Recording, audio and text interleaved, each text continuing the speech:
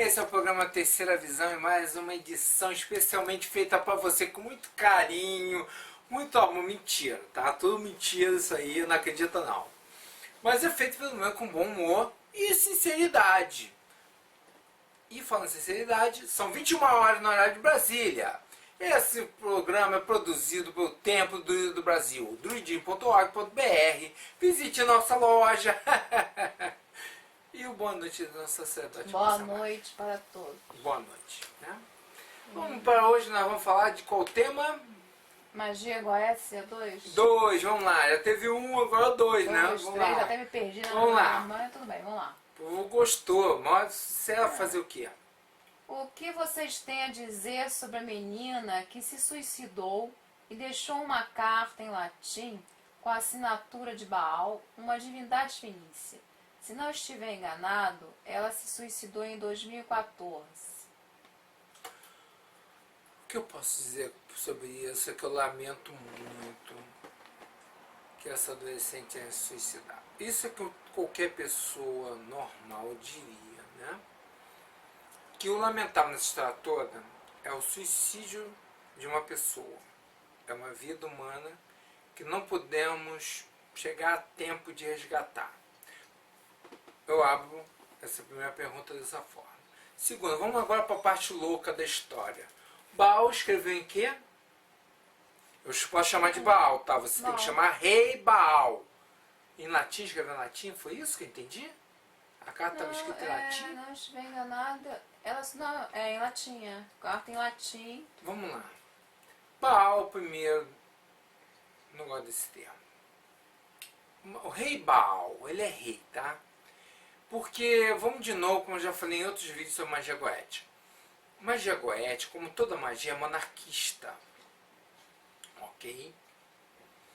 Então, aí você diz assim, escreveu em latim, assinou, e no final da história você fala que é uma divindade fenícia. Olha só. Diz que nosso alfabeto vem do fenício. Há outros dizem que vem do grego, que é um egípcio aprimorado. E por aí vai, dizem os linguistas. Ora, se o rei Baal assinasse uma carta, não seria em latim, né, filha? Seria em fenício, cananeu, aramaico. Inclusive não é aramaico, não é o aramaico. É um tipo de aramaico que era falado no tempo de Jesus, e não ficava falando aramaico, que sabe como é brasileiro, né? Então ele não falaria em latim para que facilitar? Ele ia assinar Rei Baal. Imagina se eu tenho a assinatura do Rei Baal. Eu ia assinar, qual seria meu decreto? Eu ia escrever um decreto e ia assinar que todas as hostes dos demônios reiam. Eu colocar, como é que se chama? Repor a democracia no estúdio. Já imaginou uma coisa romântica? Ora, dessa história se conclui que é uma tremenda fraude, né? Qualquer pessoa que estuda para psicologia desmonta a fraude em 2 tempos. Não estou dizendo que não era Baal, não estou dizendo que não assinou, não estou dizendo nada disso. Estou querendo dizer que a história é muito mal contada. Eu gostaria de receber uma carta assinada pelo rei Baal. A diferença é que eu saberia ler. Será que o pessoal saberia ler? Vamos lá, mano. Os vampiros já possuem tecnologia para viajar no tempo? Olha, acredito que sim, porque estão lá em Brasília. Estão acabando com a vida das pessoas, sugando o sangue do trabalhador e outras coisas mais. Além dos vampiros e da inteligência artificial, quais eram os seres que permaneceram no futuro, depois que os humanos se forem, na escala evolutiva? Eu acho que da conjugação É, fora de permanecerão com a o tio, né? Permanecerão no futuro, depois que os humanos forem. Olha só, na escala gente. evolutiva, Eu vou dar uma pista que o pessoal gosta assim. Pô, Fábio, dá o pulo do gato aí. Qual o pulo do gato da magia? Vamos lá. Se a raça humana É a mesma coisa do empregado e o capitalista. O capitalista precisa dos empregados. Os empregados não precisam do capitalista. Um dia vocês vão chegar nesse campo evolutivo. Por enquanto fica aí, nessa aí. É a mesma coisa. Vampiros precisam do gado humano. Se os humanos deixarem de existir, consequentemente, os vampiros deixarão de existir, porque vão morrer de fome. Né, um vai comer o outro. Olha que coisa bonita, né? Um vampiro vampirizando o outro. Não vai dar certo. Eu, de larga experiência, já digo para vocês que isso não funcionaria. Porque as coisas já aconteceram, gente.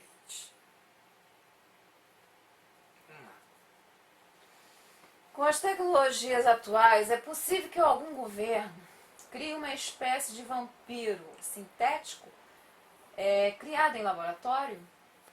E com a finalidade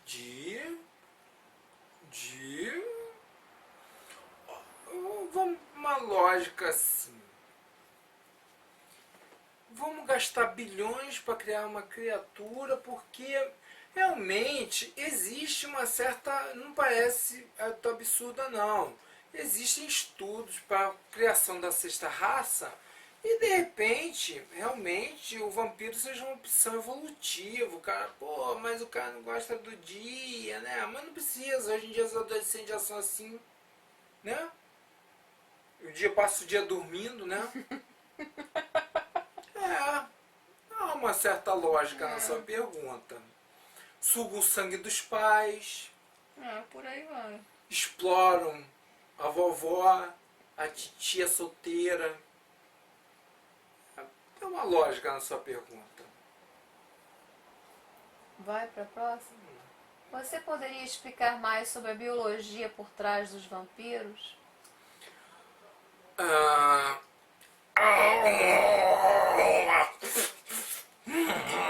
Entendeu? Então o que acontece? A biologia é coisa. Eu recomendo uma série muito boa de Stream sobre os vampiros, muito boa.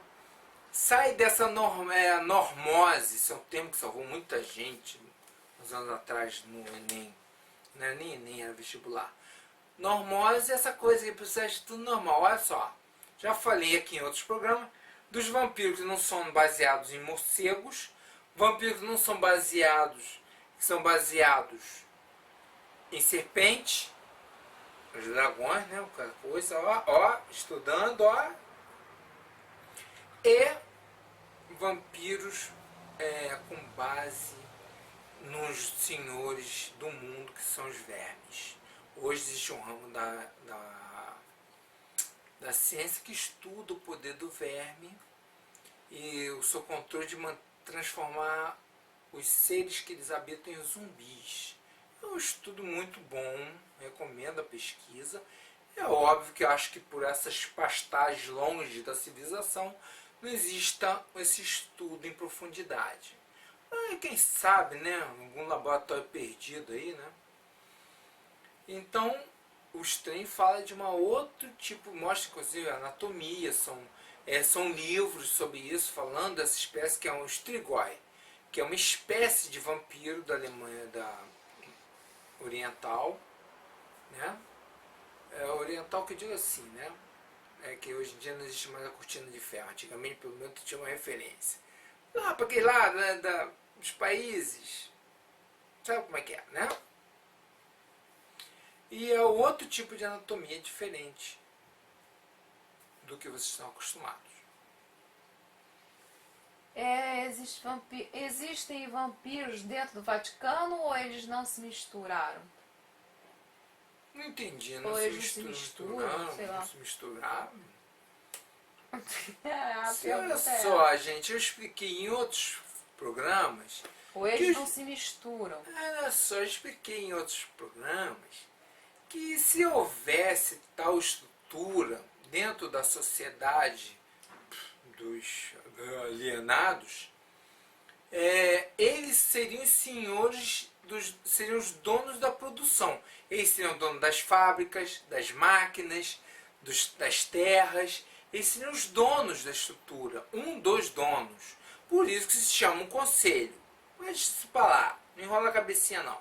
Entendeu? Eles iam ser os donos da estrutura do meio de produção. E o resto da humanidade seriam simples assalariados. Deu para entender? Porque os humanos só iam servir, a única coisa que serve o ser humano para eles é a sua força de mão de obra. Para mais nada. E o sanguezinho ralo, cheio de drogas e outros bichos mais. Né? Só isso. É isso que ele não entende. Os caras que são donos do meio de produção não precisam de nada disso, sabe? Estude isso. Os donos dos meios de produção são aqueles que são donos das máquinas, das fábricas, dos terrenos. É por isso que tanta fraude por aí se baseia no cara não pagar aluguel, não ter casa própria. Olha que beleza, né, cara? Só que isso só vai para quem é rico, dono da produção. Se você é pobre, você tem que ter sua casinha. Porque você... Aí ficam falando as coisas delirantes, sabe? Que é só para rico. Rico que eu digo, rico é aquele que não recebe salário. Ele é dono, o salário dele provém do lucro. Ele não recebe salário, ele recebe lucro. Porque ele é dono de tudo. Ele não precisa pagar pela leite porque ele é dono da vaca. Vê se você entende, é o vampiro. Ele não precisa pagar, entendeu? Porque ele é o dono do humano. Vamos lá. O primeiro rei a desenvolver um código de leis de Drácula, um rei grego, se não me engano, seu nome em uma tradução seria Dragão. Assim como o Drácula, o de Drácula. O rei Drácula também era ou é um vampiro? Olha só, em primeiro lugar eu vou dizer uma coisa para você. Quando eu estudei direito, a primeira coisa que você aprende é que o primeiro código de leis da humanidade foi do rei Hammurabi. Inclusive está aí até hoje, lá, para quem quiser, só entrar na internet, no Google de Aruanda, e todos os mistérios estarão lá. O Código de Hammurabi, o primeiro código de lei, que até hoje, né? Estão querendo implantar no Brasil esse código. Corta a mão do pobre. Algumas classes sociais só. Mas agora, quanto a essa coisa do Drácula, tira uma fantasia. Drácula foi mais vítima, tá? Ele foi vítima. É um assunto complexo, muito mais complexo que isso. Na Grécia não tinha essa coisa de... Na Grécia tinha as lâmias, se alimentavam de humanos. Não vou falar sobre isso agora nesse programa, que não é. A ideia é uma coisa em papo longo, uma aula complexa. E sobre a guerra entre Atenas e Esparta, onde Atenas magicamente foi vítima da peste, isto tem a ver com tecnologias avançadas que eles tinham na época, ou foi coincidência mesmo? Olha só, primeiro que os espartanos não são os produtores da doença. Essa doença que foi colocada, acredita-se que seja um tipo de peste negra que contaminou os silos de alimentos atenienses através de sua frota. Porque já que estava em guerra com Esparta, eles não iam comprar produtos de Esparta, né? Meio óbvio. Houve um outro meio de distribuição da doença. Inclusive, nessa história toda, Péricles, um herói ateniense da época, tombou. Na Cigeia, história, né? Que dizem que é irmã, mãe, sei lá o que, do Asclépios, da Atenas, medicina, aí envolve tudo isso. Agora, nós estamos falando de quê? De uma doença criada geneticamente, uma arma biológica? Sim, na antiguidade existia armas biológicas. O projeto babilônio, no qual os deuses tinham outro nome naquela época, agora não me recordo o nome, era um projeto lá que trabalhava com isso. Então sim, havia estudo de doenças biológicas. O pessoal tinha mania de pegar os cadáveres, jogar na catapulta, um tipo de... Né? Claro que não era só aquilo. Ele é infestado de doença, aquela coisa toda. Agora, a contaminação ateniense foi uma coisa muito inteligente. Foi o primeiro pesquisa do que a gente chama de a entrega do pacote. Foi através da contaminação alimentar. Tentaram fazer isso recentemente, mas a CIA cortou alguns dedos e conseguiu desbaratar antes que eles conseguissem contaminar o suprimento de alimentação, né? Mas é uma história de terror. Não fica para outra hora. Mas não foi coincidência. A coisa foi plantada, deu altos resultados, porque inclusive Atenas usou um recurso chamado carruagem. É um nome de guerra. É para quem estuda mais estratégia, coisa e tal. Mas foi uma boa pergunta aí, falar sobre isso. Quem governou Atenas depois da tomada foi o general espartano. O nome dele era, traduzindo para o latim, Leandro. Casca grossa. Mas deixa eu falar. Quero agradecer a vocês. Não acabou não. Não acabou não. Vamos lá. E eu estendendo a conversa. Sabe-se que Platão... Não, já falei esse, né? Não, Platão não. Não, então lá. Sabe-se que Platão, Aristóteles e Nikola Tesla tinham excelentes contatos com seres superiores e sobrenaturais. Vocês duvidam que estes realmente estejam mortos? Olha só, a questão de se estão mortos ou não vem ao caso. Porque não é uma coisa que faz bem à saúde discutir sobre isso. A questão é, eles hoje podem empregar seus ensinamentos? Pelo que se vê pelo Brasil, se vê que não, né? Vê-se o Brasil está cada vez mais próximo do século XV. Então, se hipoteticamente, porque você fez uma pergunta perigosa, alguns questionam, né? Algumas coisas tem aí, né? Não é um assunto livre, popular, não está circulando aí por internetzinha de né, Face não sei o que, tá em coisas mais adultas. Realmente é uma pergunta, como é que eu vou dizer para você? Se eles estão entre nós, como outros, eles não estão a serviço, eu te garanto, do Brasil.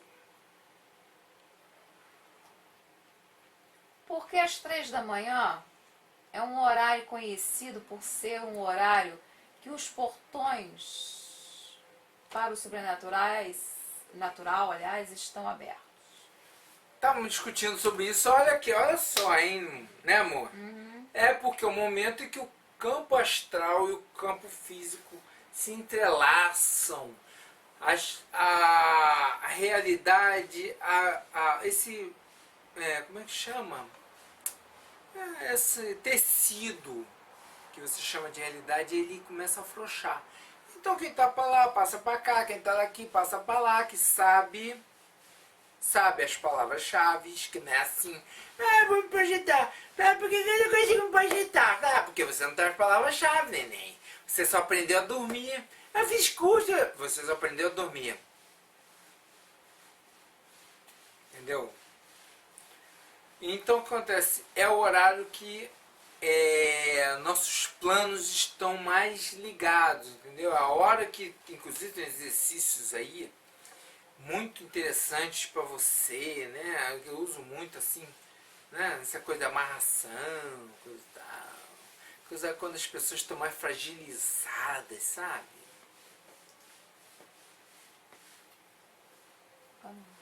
Agora acabou de vez mesmo.